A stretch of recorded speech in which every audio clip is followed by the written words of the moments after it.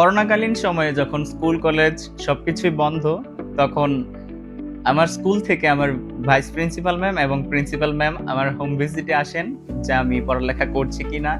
তো তারপর হঠাৎ করে দেখেন এসে যে আমি কিচেনে কাজ করছি।